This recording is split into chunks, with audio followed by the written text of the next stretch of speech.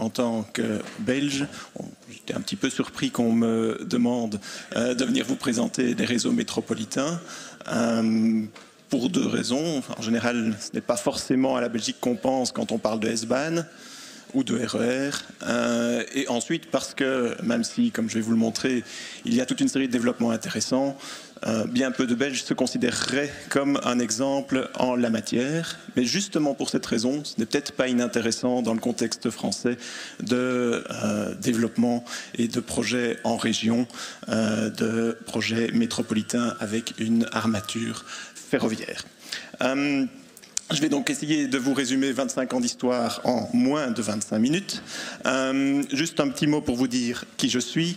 Donc je suis conseiller au service public fédéral à Bruxelles. C'est l'équivalent à la fois du ministère des Transports en France, mais qui joue aussi le rôle d'autorité organisatrice des transports pour le transport ferroviaire. Donc rôle qui en France est plutôt dévolu aux régions. Jusqu'il y a 4 jours, j'étais directement conseiller du ministre de la Mobilité. Vous savez peut-être, sinon je vous l'apprends, que nous avons, après de longues négociations, un nouveau gouvernement. Et donc je n'engage pas aujourd'hui directement le ministre, puisque le ministre a changé et que je ne suis plus son conseiller. Ceci dit, en matière de réseau métropolitain, ça ne change pas fondamentalement la donne, parce que l'un dans l'autre, il s'agit d'un concept et d'un développement sur lequel il y a un certain consensus transpartisan.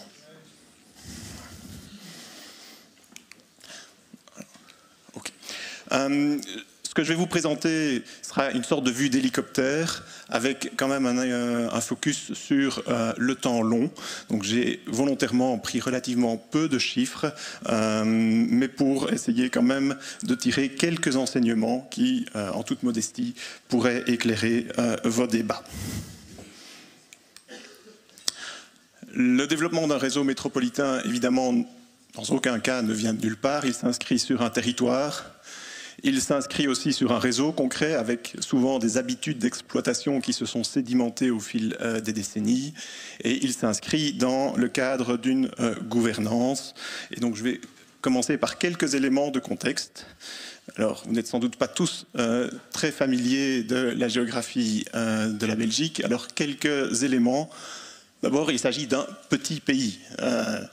C'est important, on parle d'un pays qui, tout ensemble, a globalement la taille d'une région française. C'est plus ou moins la taille de la région Hauts-de-France, pour donner une idée. Un pays, cependant, beaucoup plus dense que n'importe quelle région française en dehors de l'Île-de-France. On parle d'une densité de population de près de 400 habitants, en fait même davantage si on exclut le sud du pays, les Ardennes, qui sont beaucoup moins peuplées. C'est-à-dire 2 fois plus, par exemple, que la région Hauts-de-France ou Rhône-Alpes, par exemple. C'est 11 millions d'habitants. À l'inverse, on n'est pas dans la même catégorie que l'Île-de-France ou le Grand Londres, pour donner d'autres exemples. Alors, pays dans lequel vous voyez au centre une agglomération centrale, c'est Bruxelles, qui dépasse de loin la taille de la région bruxelloise ou de la ville-centre.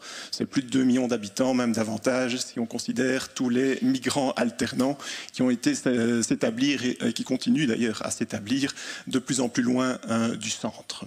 Mais ce n'est pas que Bruxelles. Ce n'est pas que Bruxelles. Vous voyez ici sur la carte les principales villes et régions urbaines du pays. Donc, en plus de Bruxelles, ces 4 grandes villes régionales qui sont ici en bleu. Anvers à l'ouest, Gand à l'ouest, Anvers au nord, Liège à l'est, Charleroi au sud, plus un chapelet d'autres villes moyennes et plus petites. C'est-à-dire qu'en dépit de la structure qui pourrait paraître centralisée autour de Bruxelles, on est dans un pays qui est fondamentalement polycentrique. Et ça se marque aussi très fort dans les patterns, dans les caractéristiques de la mobilité. Par ailleurs, même l'agglomération bruxelloise est elle-même de plus en plus multipolaire au fil du temps. Si on s'intéresse au réseau ferré, sans refaire toute l'histoire, nous avons hérité de la révolution industrielle un réseau dense et qui est resté dense malgré toute une série de fermetures de lignes et de rationalisation. Un réseau qui est aussi de structuration relativement ancienne, avec des lignes sinueuses et autour desquelles l'urbanisation s'est faite au 19e et au début du 20e siècle beaucoup moins depuis 1960, avec une forte tendance à l'émiettement du territoire et de son utilisation. Un réseau aussi marqué par le percement au début du XXe siècle dans la douleur de la jonction ce que nous appelons la jonction nord-midi. C'est quoi? C'est le fait d'avoir relié, ce qui n'était pas le cas au XIXe siècle, toutes les lignes qui arrivaient au sud de Bruxelles en terminus à la gare du Midi et toutes les lignes qui arrivaient au nord de Bruxelles ou par le nord de Bruxelles via la gare du Nord. Et donc on a construit dans la douleur, et Bruxelles s'en souvient encore et ne s'en est pas encore entièrement remise, une jonction donc à 6 voies. Il y a peu de villes de la taille de Bruxelles qui ont une infrastructure de cette taille qui permet de diamétraliser l'ensemble des services. Pas uniquement les services suburbains, mais l'ensemble des services qui arrivent au Midi et au Nord. Contrairement à certaines villes allemandes comme Berlin et Hambourg, où les travaux ont été faits à la même époque, il n'y a pas eu à l'époque d'idée de spécialiser la jonction pour des trains de type S-Bahn. Voilà. Pourquoi est-ce que je passe un peu de temps là-dessus? D'abord parce que c'est un atout gigantesque, évidemment, aujourd'hui, à l'époque d'une valorisation du réseau ferré existant, mais c'est aussi quelque chose qui génère énormément d'attentes, puisque, en gros, l'infrastructure étant là, il y a quand même une forte attente depuis l'ensemble des villes régionales, voire l'ensemble des gares du pays, d'avoir un train qui va jusqu'en plein centre de Bruxelles. Ce qui évidemment crée des contraintes et des arbitrages qui sont parfois difficiles, non seulement sur le plan technique, mais aussi sur le plan politique. Ça se marque d'ailleurs assez bien ici sur ce slide, qui ne parle pas là de l'infrastructure, mais bien de l'exploitation. Alors j'ai retrouvé un petit document d'archives en bas à gauche. Et donc dans l'esthétique des années 30, à l'époque de la construction de la jonction Nord-Midi, il y avait bien cette idée que Bruxelles serait renforcée dans son rôle central et à partir desquels on pourrait diamétraliser les services ferroviaires et d'abord les services que nous appelons nationaux. On s'entend, le Ostende-Liège, ça fait 200 km, Charleroi-Anvers, ça fait un peu plus de 100 km, mais ce sont d'abord considérés comme des services nationaux entre les villes régionales et la capitale. Et sur ce concept, vous voyez ce que ça donne à droite. Je vais vous commenter un tout petit peu ce réticulaire qui représente la trame de base voyageurs de l'ensemble des services voyageurs qui traversent le pays. Deux éléments importants qui seront sans doute familiers pour beaucoup d'entre vous, mais quand même utiles. D'abord, on a un service cadencé, comme la Suisse, comme l'Allemagne, comme le Danemark, comme je n'oserais pas dire tout à fait la France, même si je sais que le débat existe. On a un service cadencé systématique depuis 1984. Ça veut dire que toutes les relations voyageurs roulent toutes les heures, suivant le même itinéraire, avec le même patron d'arrêt à la même minute. Non seulement cadencé, mais symétrique. Ça veut dire que si une correspondance fonctionne dans un sens, elle fonctionnera aussi dans l'autre sens. Ce qui fait que par la force des choses, même sans le faire exprès, et on essaye quand même de les optimiser, on aura toute une série de correspondances dans les différents nœuds du système. Premier aspect. Deuxième aspect, on a fondamentalement deux niveaux de service. Les traits rouges représentent ce que nous appelons des intercités. On s'entend, ces intercités qui font quelque chose comme 200 km de bout en bout. Ce serait plutôt des Regionalbahn, pour beaucoup d'entre eux, en tout cas en Allemagne. Ce sont quand même en général des trains lourds qui s'arrêtent tous les 15-20 km dans toutes les petites villes qui structurent le territoire. Et c'est le service dominant. Historiquement, c'est là qu'on transporte le plus de gens, notamment, mais pas que, vers Bruxelles. Et puis on a des services omnibus, longtemps un petit peu délaissés, parce que bon, il fallait bien les faire. Mais ce n'était pas la priorité de la SNCB historique, ni même du pouvoir politique pendant longtemps. Donc des dessertes omnibus qui globalement desservent tous les arrêts intermédiaires, qu'on trouve ici en vert et en orange. Et l'orange, c'est relativement récent, ce sont les réseaux S. C'est-à-dire en fait une volonté d'upgrader le service, en tout cas autour des 5 grandes villes du pays, en augmentant les fréquences et la visibilité des dessertes suburbaines, métropolitaines, quel que soit le nom qu'on lui donne. Un mot rapide sur la gouvernance. La Belgique, comme la Suisse, est un État fédéral. En matière ferroviaire, ça reste relativement simple, au moins sur le papier. Il y a 3 régions.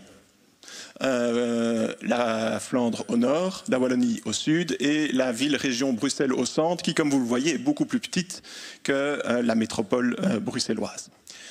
En matière de transport, le ferroviaire reste une compétence fédérale, unique. C'est l'État fédéral qui finance le ferroviaire, tant l'infrastructure que l'exploitation dans le cadre du contrat de service public. Les autres transports publics et globalement une bonne partie des compétences en matière de mobilité sont du ressort des régions. Et par ailleurs, on a 4 opérateurs, la SNCB pour l'exploitation du réseau ferroviaire, sachant que par ailleurs on a complètement dissocié la gestion de l'infrastructure, mais je n'en parle pas ici. Et puis 3 transporteurs régionaux qui exploitent soit en régie, soit après mise en concurrence, les autres transports urbains, plus le fait que les autres compétences, notamment en matière de fiscalité ou d'aménagement du territoire, sont globalement partagées. Mais enfin, au bout du compte, on n'a que 4 acteurs. Ce qui, finalement, dans le paysage européen, n'est pas tant que ça. Pour autant, l'histoire nous apprend que ça reste quand même quelque chose de très compliqué. Alors, si on passe maintenant à l'émergence des réseaux métropolitains, d'abord un petit essai de nomenclature. Si on essaye de...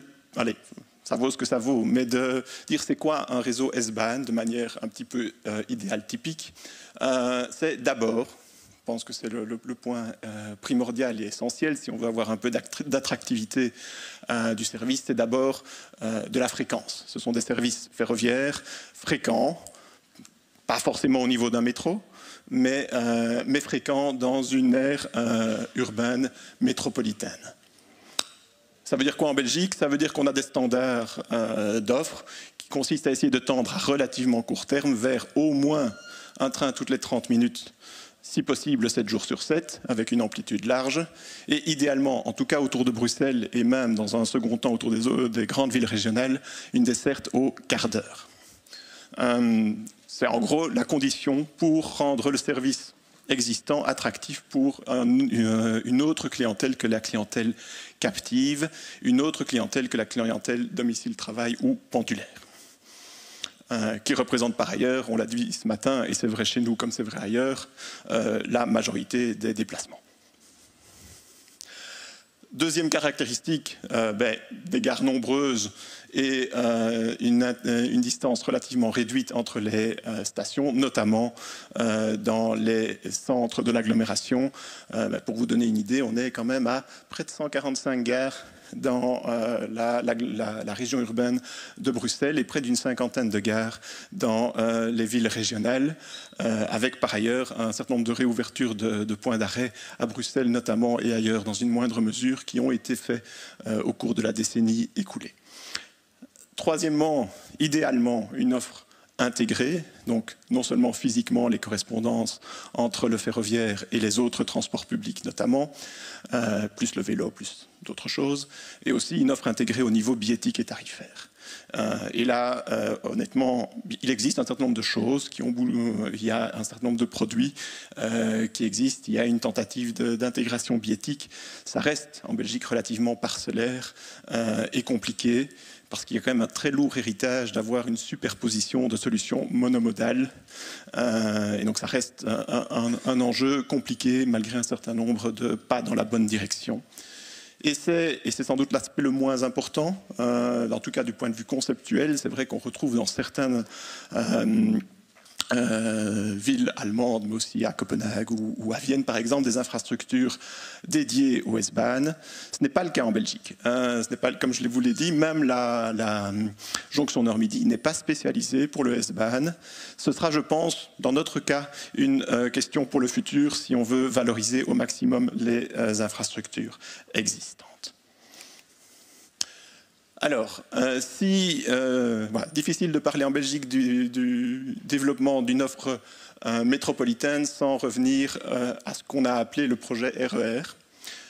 Convergence d'un certain nombre de facteurs pendant les années 90, dont l'émergence de Bruxelles comme une ville-région à part entière, dont aussi un certain nombre d'études de mobilité qui ont mis en évidence qu'il y avait un trou dans la part modale du ferroviaire et des transports publics en général, globalement dans un rayon entre 15 et 35 km autour de Bruxelles. Et donc, circonstances relativement favorables, par ailleurs, période de relative embellie budgétaire, en 2002 a été décidé de doter Bruxelles d'un RER. À l'époque, on l'appelait comme ça. Et voilà, même si aujourd'hui, on peut voir ça avec un certain regard critique, sur le papier, ce n'était loin d'être un mauvais projet par rapport à bien des choses qu'on a entendues lors des sessions précédentes. C'était d'abord effectivement un volet transport important. C'était aussi une structure de gouvernance qui associait les différents acteurs. Et c'était en même un financement dédié pour la réalisation des travaux qui avaient été identifiés. Sur le volet transport, il faut bien dire qu'il y avait un énorme accent sur le volet infrastructurel. Vous le voyez en haut à droite, avec une décision, je veux dire, presque de principe, c'est peut-être un petit peu excessif, de mettre à 4 voies la plupart des axes ferroviaires qui convergeaient vers le centre de Bruxelles sur les lignes principales, avec l'idée de séparer les trafics lents et rapides. Je n'ai pas dit de donner 2 voies spécifiques pour le S-Bahn, mais bien de séparer trafic lent et rapide, ce qui n'est pas nécessairement la même chose.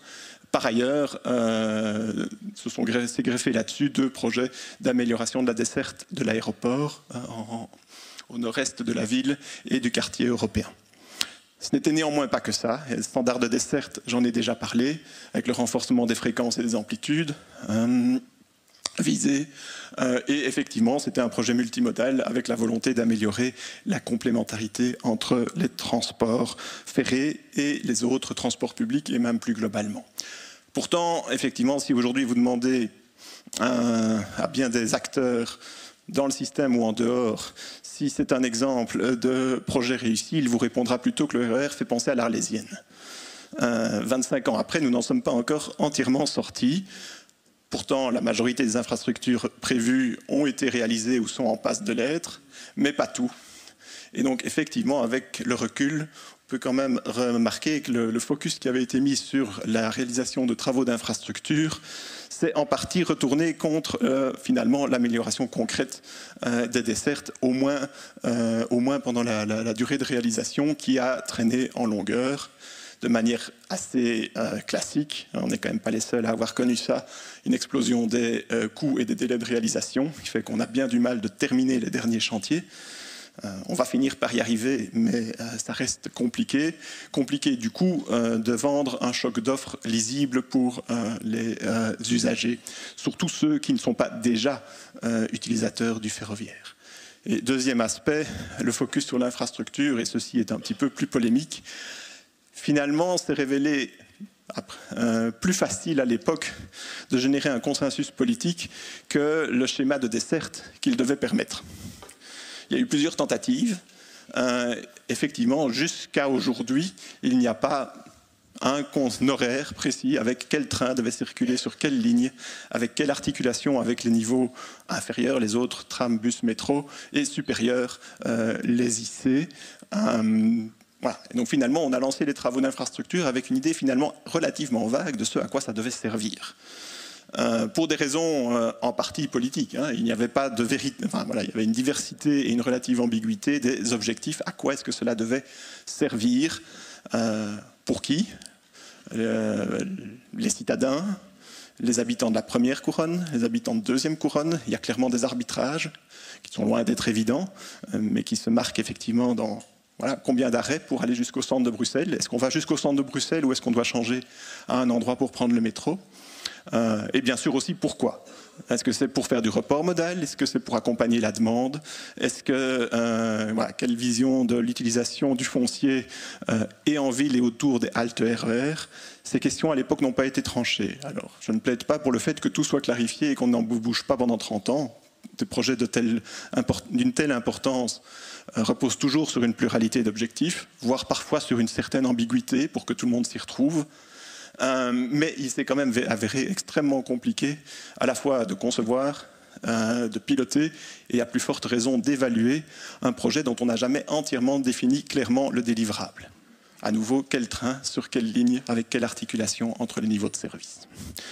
Par ailleurs, en termes de gouvernance, malgré le fait qu'on n'en a que 4 au niveau et des autorités et des opérateurs, enfin ça fait quand même 8, voilà, il faut bien constater que la seule coordination par la coopération a montré ses limites, se limitant souvent à une sorte de plus petit commun dénominateur. Alors un certain nombre de choses ont été faites. Il y a eu des développements en termes de biéthique, il y a un début d'intégration tarifaire à Bruxelles et dans la proche périphérie. Ça reste effectivement extrêmement imparfait, avec le fait malheureux que la valorisation des offres existantes est de ce point de vue extrêmement imparfaite. Et donc face à ce constat que beaucoup de gens ont fait, c'est OK, on nous promet un RER, mais pour quand? Il y a eu en 2016 un tournant pragmatique, avec la volonté de déplacer le focus depuis l'infrastructure sur le service, de déplacer le focus sur un blueprint à très long terme sur qu'est-ce qu'on peut faire maintenant, à relativement court terme, pour améliorer la situation. Et avec aussi, traduction concrète, un changement de nom. On n'a plus trop parlé de RER, on a parlé d'offre S, avec l'opérateur ferroviaire historique à la manœuvre. C'est d'abord un changement de stratégie initié par l'opérateur de valoriser et développer l'existant d'abord à et autour de Bruxelles. Ça a donné la commercialisation de quelque chose qui est vendu comme tel, une offre S avec un certain nombre de lignes que vous voyez en bas à droite au niveau physique. Hein, c'est pas si mal, hein, on parlait de 8 branches, je crois qu'il y en a 9. Oui, ok. En haut à droite, le niveau de service attendu à court terme. Voilà. Autre inflexion par rapport à l'historique, c'est que le niveau S, le développement d'une offre S, on l'a aussi décliné dans les 4 villes régionales, qui font quand même chacune, qui représentent entre 500 000 et 1 bon million d'habitants. On est dans cet ordre de grandeur-là. Et donc, il a été décidé, là, sans travaux d'infrastructure, c'est de la pure valorisation des infrastructures existantes, de tendre, à droite, vous l'avez pour Anvers et Liège, à l'horizon 2025. Alors je ne sais pas si avec le nouveau gouvernement on s'y tiendra, mais c'était en tout cas dans le pipeline, de passer à une fréquence à la demi-heure sur l'ensemble des branches des étoiles d'Anvers et de Liège. Pour Charleroi et Gand, c'est un petit peu plus compliqué pour d'autres raisons, je ne vais pas rentrer là-dedans. Voilà. Dernière étape sur laquelle je voulais dire un mot. Ici, je vous ai montré le développement d'une offre suburbaine ou métropolitaine qui s'est fait un petit peu au fil de l'eau. Valoriser l'existant, monter en puissance de manière graduelle. Ça atteint aussi ses limites. On en a parlé dans certains ateliers.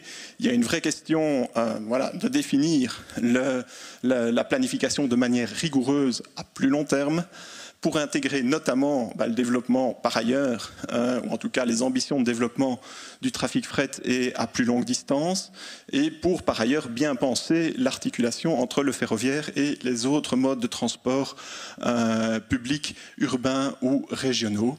Et donc le gouvernement précédent a d'une part formalisé ses ambitions pour les différents niveaux de service, et notamment la volonté d'arriver à un horizon raisonnable et un niveau de dessert de l'ordre de 4 trains par heure dans les 5 grandes villes du pays, voire davantage à plus long terme. Et il a aussi formalisé la nécessité de planifier non seulement l'infrastructure, mais aussi son utilisation, et plus précisément encore, l'infrastructure en fonction de l'utilisation prévue de l'ensemble des trafics voulus, souhaités, correspondant par ailleurs à une demande potentielle à capter au niveau de l'ensemble du réseau. Et donc cette étude est en cours, notamment pilotée par le SPF, ce qui veut dire aussi que pour la première fois, ce n'est plus l'opérateur historique ou le gestionnaire d'infrastructure qui détermine quels trains rouleront demain. Sur le papier, c'est effectivement l'autorité politique qui dit ce qu'elle veut de l'utilisation du réseau ferroviaire qu'elle finance. et qui se fait au niveau technique c'est SMA qui se trouve ici dans la salle qui est à la manœuvre pour nous aider dans le fait de définir à la fois une vision à long terme et puis un phasage qui permet de réaliser concrètement les ambitions qui donnent une existence formelle au-delà de la stratégie commerciale au réseau S. En guise de synthèse, je voudrais insister sur le fait que l'objectif de tout cela, c'est effectivement de faciliter la vie des utilisateurs, de pouvoir les prendre en charge dès qu'ils rentrent dans le système jusqu'à ce qu'ils en sortent, jusqu'à leur destination finale. Ce n'est pas à eux, contrairement à ce qui se passe encore trop souvent, et chez nous, et sans doute à des degrés divers ailleurs, ce n'est pas à l'utilisateur de prendre en charge la complexité du système. C'est au système de s'adapter pour que la complexité qui est inhérente à un fonctionnement d'un système de transport public soit transparente pour l'utilisateur. Ce qui en fait transforme la charge que cette complexité et que la gestion qui doit aller avec, elle doit impliquer effectivement une grande discipline de la part des différents acteurs, et ils seront toujours divers, ils seront de plus en plus divers et fragmentés, publics et privés, mais c'est au système de prendre en charge cette complexité, ce qui demande une discipline au niveau de la planification à long terme, au niveau de la mise en œuvre et aussi au niveau de la responsabilité et de rendre des comptes sur le fait que les objectifs qui ont été assignés sont rencontrés, et quand ils ne le sont pas et qu'il faut pouvoir les réévaluer, pourquoi, comment, avec quelles options.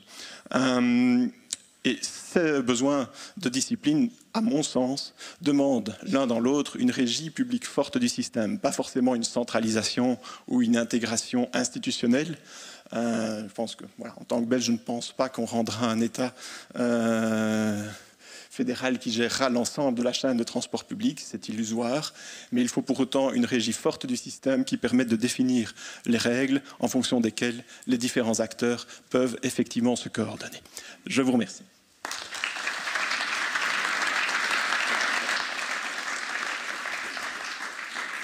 Grand merci à vous de nous avoir dévoilé comment rendre la complexité transparente aux yeux des utilisateurs vus du point de vue de votre pays. Maintenant, nos regards vont se tourner vers un autre voisin de la France, à travers Monsieur Luigi Stelli. Vous êtes directeur consulting de la société d'ingénierie SMA et Associés, et donc de votre point de vue et avec votre expérience, quelles clés identifiez-vous pour la réussite de ces systèmes et de ces services express régionaux métropolitains dont nous rêvons? Merci beaucoup, bonjour à tous. On m'a donné 5 minutes pour vous passer quelques messages, donner une vue d'ensemble, un commentaire, mes impressions sur tout ce qu'on a pu voir et entendre pendant ces 2 jours. On a vu beaucoup de choses. Et puis tourner ce commentaire dans un message constructif de recommandation pour développer l'offre des RER métropolitains, des SERM en France en particulier. Je suis directeur du bureau SMA, qui est un bureau qui est centré sur l'offre et comment faire pour mettre en place une offre dans ce système ferroviaire complexe. Et on travaille pour l'ensemble des acteurs, les entreprises ferroviaires, les gestionnaires d'infrastructures et les autorités organisatrices dans la plupart des pays d'Europe occidentale et dont on a parlé aujourd'hui, France, Suisse, Allemagne, Belgique et Pays-Bas. Moi, j'avais envie de vous donner un message d'espoir. J'ai trouvé qu'on a parlé beaucoup des difficultés de tout type pour mettre en place une offre de transport public, la complexité technique, la complexité institutionnelle, et vous dire qu'il y a peut-être des moyens pas si compliqués d'arriver à mettre les choses en place. Mettre les choses en place, c'est mettre en place une offre, puisque c'est quand même ça qui fait avancer la machine. Le client, il veut un service de transport, il veut une offre, et tant qu'il n'y a pas d'offre, on n'avance pas. Et pour ça, j'ai choisi 3 idées en 3 pages. Donc vous avez déjà lu la première depuis que je vous parle d'autre chose, mais ça fait rien. Avec une première image sur votre gauche, j'ai reconstruit le tableau des départs de la gare d'Annemasse en direction de Genève. Ça donne une idée de ce que c'est qu'une offre en termes de densité, en termes d'amplitude et en termes de continuité. Hein. Donc, la première idée, c'est de vous dire, mais en fait, c'est ça que le client attend, c'est ça qui rend le ferroviaire lisible, qui le rend simple à utiliser. On ne se pose pas de questions, on va à la gare et un train. Hein. Et ça, c'est possible. Hein. C'est possible ici, à 100 mètres d'ici, et ce n'est pas inaccessible pour la plupart des réseaux français. C'est en ça que j'aimerais donner un peu d'espoir. On est en France, Bernard le disait, est-ce que c'est cadencé ou pas? On a mis en place en France un système de cadencement des sillons, mais pas des trains. Donc en fait, il y a la possibilité de le faire potentiellement, les capacités sont réservées, mais on n'utilise pas cette capacité. Hein? Donc en activant, ce qu'on appelle en activant les sillons qui sont réservés pour ça, on peut faire ce genre d'offre. Hein? C'est possible. C'est le moyen d'avoir quelque chose de convaincant. Ça veut dire avoir une continuité d'offres en heure creuse, le soir, le week-end, et ça c'est possible avec le matériel roulant qui existe, parce que tout est dimensionné par la pointe, le matériel il est là, c'est des actifs que vous n'utilisez pas. Et le coût marginal il est beaucoup plus faible, bien sûr. Hein. Après, il faut payer du personnel, mais le personnel il s'est déjà levé pour faire l'heure de pointe et l'heure du soir. Hein. Il est dimensionné par l'heure de pointe. Donc le coût marginal est beaucoup plus faible. Et ça, c'est souvent, pas toujours, mais souvent faisable avec les infrastructures actuelles qui sont elles aussi dimensionnées par l'heure de pointe. Et puis ça répond à une demande, on l'a dit combien de fois pendant la journée, le pendulaire c'est une minorité des déplacements. Et donc quand vous concentrez l'offre sur le pendulaire, vous manquez une partie de la demande potentielle, et pas de bol, vous manquez la demande qui rapporte le plus. Parce que les pendulaires, ils ont tous des abonnements qui rapportent très peu, alors que les occasionnels, ils payent plus cher. C'est comme ça qu'on apporte de l'argent dans le système, et c'est comme ça qu'on justifie des offres. Combien de fois j'ai organisé des visites en Suisse avec des Français qui disent « Oh, mais qu'est-ce qu'il y a comme monde dans les trains ?» Ben oui, il y a des gens qui se déplacent en journée, et pas que pendant les heures de pointe. Et ça permet vraiment de constituer cette colonne vertébrale. Alors évidemment, il y a des freins, hein, il y a les péages. Hein, je vais pas faire, on n'est pas au monde des bisounours. Les péages, ça élevé en France, ça favorise pas. C'est sûr qu'avec une tarification incitative et dégressive, on favorise ce genre de choses. C'est une politique commerciale. Et la question des plans de surveillance dont on a parlé aussi, je mentionne au passage que la France est le seul pays qui a des plans de surveillance qui cassent l'offre. Voilà. On peut passer à la page suivante. Je vous ai mis ici une illustration assez amusante qui vient d'une campagne de publicité de la communauté de transport de Zurich, il y a quelques années maintenant, qui était le moyen d'illustrer, je pense de manière assez parlante, de cette idée que tous ces moyens de transport différents, en fait, ils ne constituent qu'un seul réseau pour le client, c'est une seule offre de transport. Donc, dans la région zurichoise, il y a des trains, des trams, des bus et des bateaux. Alors, les bateaux, c'est un petit peu exotique, mais ça rend l'image amusante. Tout ça, c'est un seul réseau, puisque, comme vous voyez, on joue en partageant ici l'infrastructure et le véhicule. Donc tout ça pour vous dire que la deuxième idée, c'est qu'il faut absolument proposer une offre intégrée aux clients. C'est ça qui l'intéresse, c'est ce que nous a dit Bernard. Mais moi j'avais envie de vous dire que si on regarde les réseaux français, cette offre elle existe en fait. L'essentiel de l'offre de ces 4 images sur la bonne infrastructure existe. Ce qui manque en France, c'est la coordination de cette offre. Et vous pouvez avoir une offre pour le client qui est beaucoup plus intéressante simplement en mettant en cohérence les offres qui existent. Ça ne vous coûte pas forcément beaucoup plus cher, c'est une question de valorisation de ce que vous financez déjà. Quelque part, vous gaspillez un peu votre argent en ayant des offres parallèles qui ne sont pas en correspondance, qu'on ne peut pas utiliser à la suite les unes des autres, alors que ça vous coûte déjà quand même pas mal. et en plus que vous manquez les occasionnels qui rapportent le plus, hein, comme on a dit. Donc pour ça, il faut intégrer l'offre existante, il faut intégrer donc, ces fameux TER, RER ou CERM, peu importe le nom, les métros, les trams, les cars, les bus en un seul réseau. Le client n'a pas à gérer la complexité du système. Et ça, comment le faire? Pour le faire, il faut coordonner les lignes. Ça veut dire que les bus, ils viennent à la gare et pas ailleurs, et ils ne sont pas parallèles aux lignes de train. Hein. Ensuite, il faut coordonner les horaires. Quand on vient à la gare, il faut venir au moment où il y a le train. Hein. Puis ensuite, il faut organiser les correspondances. Donc, et puis, faut organiser une autre correspondance, puis il faut coordonner l'exploitation pour que, quand le bus vient à la gare, et réciproquement, eh bien, ils s'attendent que la chaîne de transport fonctionne. Ça permet de valoriser l'offre existante, comme je vous le disais, sans forcément devoir l'augmenter. Ça permet donc du coup de générer aussi des recettes.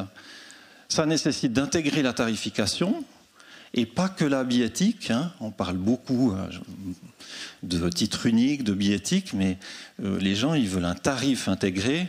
De tout mettre sur un seul support, c'est bien, mais ce n'est pas encore une tarification intégrée. C'est un premier pas, mais les gens, ils souhaitent avoir quelque chose de simple, comme avec la voiture, finalement. C'est comme ça qu'on sera compétitif pour faire du porte-à-porte. Hein. Il faut intégrer l'information. Vous avez, dans l'application CFF, par exemple, en temps réel, les horaires de tous les trains CFF et de tous les autres transports publics du pays. Il y en a des dizaines et des dizaines et des dizaines d'entreprises qui affichent en temps réel les correspondances. Ça demande des échanges de données importants, des partages de formats de données, mais ça peut se faire. Il y a les moyens aujourd'hui pour le faire. Et c'est ça qui permet un voyage sans couture, le terme dont on parle souvent. Et c'est ça la véritable alternative à la voiture. Et puis la dernière idée, peut-être que ça sera décevant, peut-être pas, il faut viser l'offre et pas l'infrastructure. Bien sûr, les infrastructures sont plus agréables à inaugurer, mais finalement, les gens ils s'intéressent à l'offre. Hein. C'est toujours la grande différence entre le transport public, le ferroviaire et le routier. Hein. C'est que quand on voit une route, on connaît l'offre quelque part. Quand on voit une ligne de chemin de fer, on ne connaît pas l'offre. C'est pas parce qu'il y a une ligne de chemin de fer qu'il y a des trains dessus. Hein. Et donc, il faut viser l'offre, et pour ça, il y a parfois besoin d'infrastructures. Alors, quand il y en a besoin, il faut les déterminer par rapport à l'offre. Et avec l'outil de l'horaire cadencé, qui est répétitif, dont Bernard en parlait, on a le moyen de cibler des infrastructures qui peuvent être finalement assez raisonnables et qui permettent de trouver les moyens de développer l'offre de manière efficace. Le Léman Express, il a une magnifique infrastructure au cœur du réseau, mais sur le reste, il utilise de la voie unique avec des niveaux d'offres qui sont quand même intéressants pour une voie unique. Hein. Voilà. Pour planifier le développement de l'infrastructure, il faut planifier en amont. Ça a été dit plusieurs fois. Il faut s'y prendre à l'avance, puisque les délais de réalisation sont très longs. Donc ça veut dire qu'il faut planifier l'offre via l'horaire en amont, 10 ans avant, pour viser au moins ce qu'on veut mettre en place. Il faut viser un développement de l'offre par étapes. Il y a des étapes à court terme qui sont très accessibles, comme développer l'offre en heure creuse, comme on l'a vu. Et ça permet d'avoir des choses tout de suite accessibles qui mettent la machine en route. Bien sûr qu'on doit répondre à l'offre, à la demande potentielle, mais comme vous savez, il y a de demande que quand il y a d'offres. Hein, c'est le cercle vicieux, la poule ou l'œuf entre l'offre et la demande. Et il faut viser des infrastructures fasables et finançables en fonction du contexte, grâce au fait qu'on vise une offre et pas une infrastructure. Lorsqu'on a absolument besoin d'une infrastructure, ça arrive. Il y a des cas comme en fait Genève, vous l'avez bien compris, c'est une anomalie à cause de la première guerre de 14-18. Il manquait l'infrastructure, on avait prévu de la faire en 1912, et donc il y a un accord qui a permis de le faire 100 ans plus tard. Il n'y a pas forcément toujours besoin d'une énorme infrastructure pour développer quelque chose d'intéressant. J'ai mis ici le réseau RER de Berne qui s'est développé sans grande infrastructure et qui est, vous voyez, quand même assez dense. Toutes ces lignes sont des cadences au moins à la demi-heure ou au quart d'heure et en plus qui est assez maillé. Si on a besoin d'une infrastructure, comme c'est le cas à Zurich ou à Genève avec le projet de gare souterraine, ce que je recommande, c'est de viser des synergies pour qu'on ait plusieurs types de trafic qui utilisent l'infrastructure, soit directement, soit indirectement par ricochet, des grandes lignes, du fret. C'est ça qui permet de combiner les financements et de rendre l'infrastructure justifiée. Et puis cette idée de planification des infrastructures par l'offre, elle s'applique bien sûr pas qu'au ferroviaire, mais à l'ensemble du transport public qui doit constituer un réseau intégré. Voilà ce que j'avais à vous dire. Merci.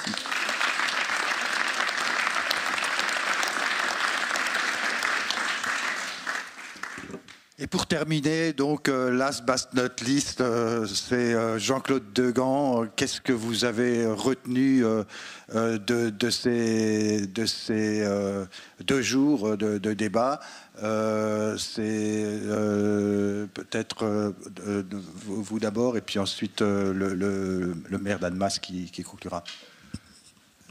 Merci. Peut-être à nouveau remercier Christian Dupessé de nous avoir accueillis et nous avoir permis de partager cette expérience franco-suisse ou helvético-française. Moi, je retiens 2-3 idées. La perspective, je pense qu'on souscrit aux propos de Luigi Stelli. Qu'est-ce que ça peut donner chez nous, Quand l'annonce a été faite de la mise en place de réseau RER métropolitain, Jean-Pierre Farandou, actuel président de la SNCF, a dit « Nous devrions savoir faire le quart d'heure sur les grands axes à l'horizon 2030 ». Voilà, c'était il y a 2 ou 3 ans. On travaille les uns les autres. Moi, j'ai envie de dire 2 choses en complément. La première, c'est que si nous avions le quart d'heure à l'horizon 2035, ça serait un beau résultat. Ça serait un beau résultat. Mais surtout, ce qui est important, c'est que l'on commence maintenant, que l'on commence rapidement.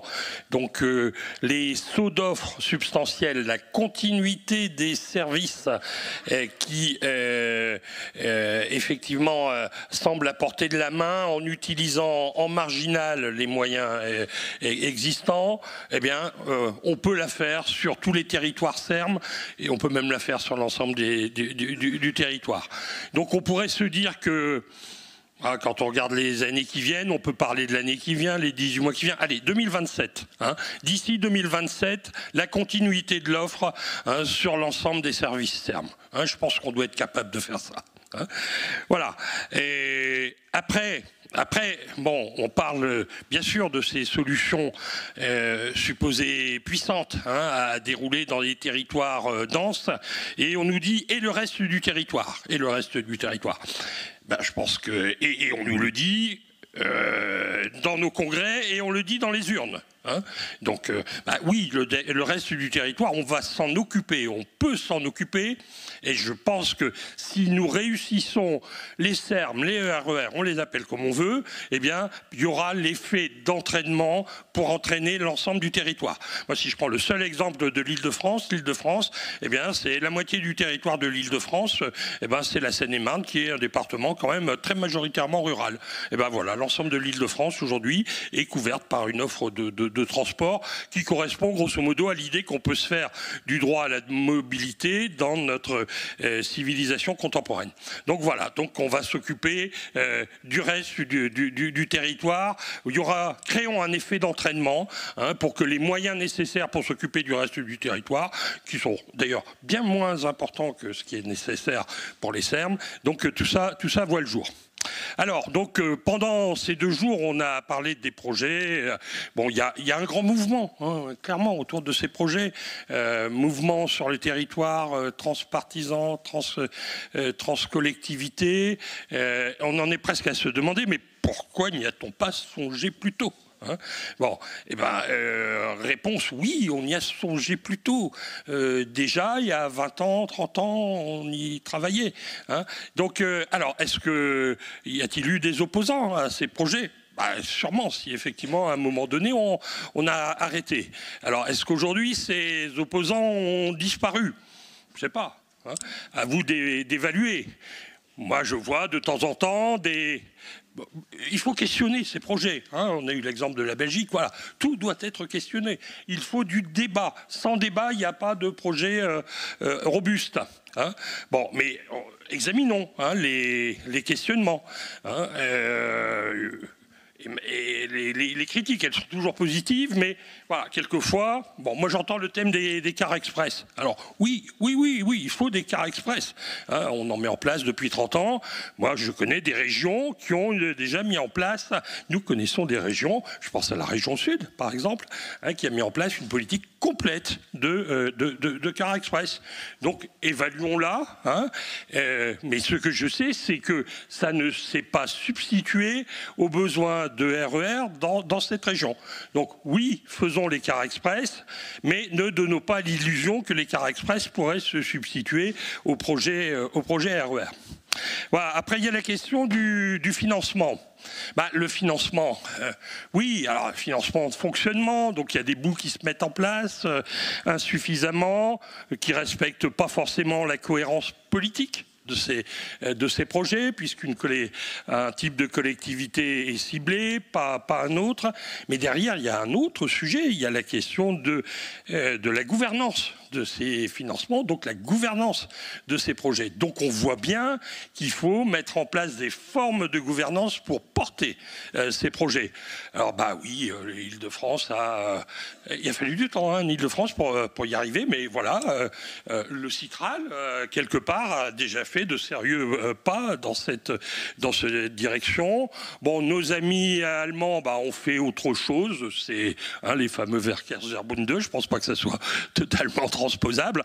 Nos amis suisses, ce sont les cantons, hein, on a entendu, un canton, un RER, voilà. Mais je pense qu'aujourd'hui, il est temps de poser cette question, et je serais presque tenté de dire que poser la question financière sans dire effectivement dans quel cadre on va travailler, effectivement, il manquerait effectivement une dimension essentielle à notre affaire.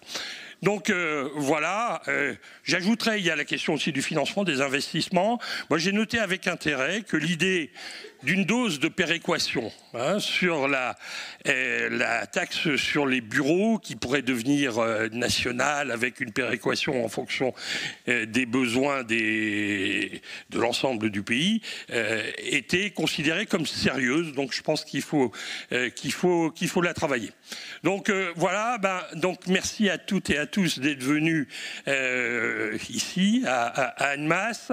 Vous donnez donc rendez-vous l'année prochaine.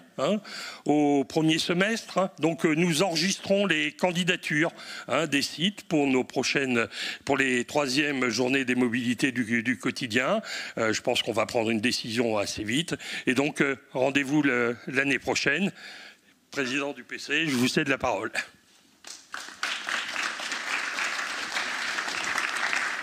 Merci Jean-Claude, merci. Merci d'abord des mots que vous avez eus pour l'organisation de cette manifestation.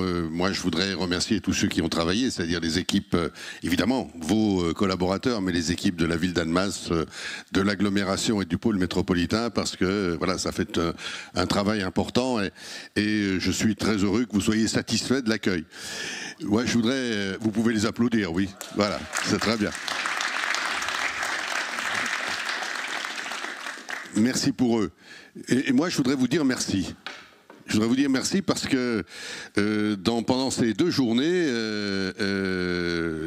on a eu quand même d'abord une large participation, c'est important, une participation de gens extrêmement compétents dans leurs différentes situations et rôles. Et on a eu quelque chose, on a eu des débats qu'on va qualifier de haut niveau. Et personne ne s'est ennuyé, je peux vous le dire, au contraire. Et ce n'est pas les premiers congrès ou assemblées que l'on fait. Hein. Je peux vous dire que quelquefois, il y a des temps morts comme ça. Voilà, on se dit, tiens, là, on va aller peut-être faire un tour. Là, non, il y avait une tension dans l'intérêt qui était mis en avant, qui montre la qualité de votre organisation, celle en choisissant les intervenants. Et je voudrais encore une fois vous dire un grand merci. Alors, je ne vais pas faire la conclusion que vous venez de faire, Jean-Claude, parce que c'est à vous de la faire. Mais je voudrais vous dire ce que moi j'ai retenu un petit peu comme ça de ces 2 journées. D'abord, j'ai retenu une dynamique vraiment très importante. Quelqu'un a utilisé le mot tout à l'heure d'espoir. Moi, je crois qu'il y a vraiment une dynamique et qu'on peut être très positif sur l'avenir. Parce que quand on sent une telle dynamique sur des projets liés dans un cadre précis, on se dit ça, on va gagner. Il y aura des obstacles, mais on va y arriver. Et je crois que c'est important. Et cette dynamique, elle est française, mais on sent bien qu'elle est internationale, qu'elle est au moins européenne, avec nos partenaires belges, suisses et autres. Je trouve que c'est quelque chose d'important. Je voudrais aussi noter...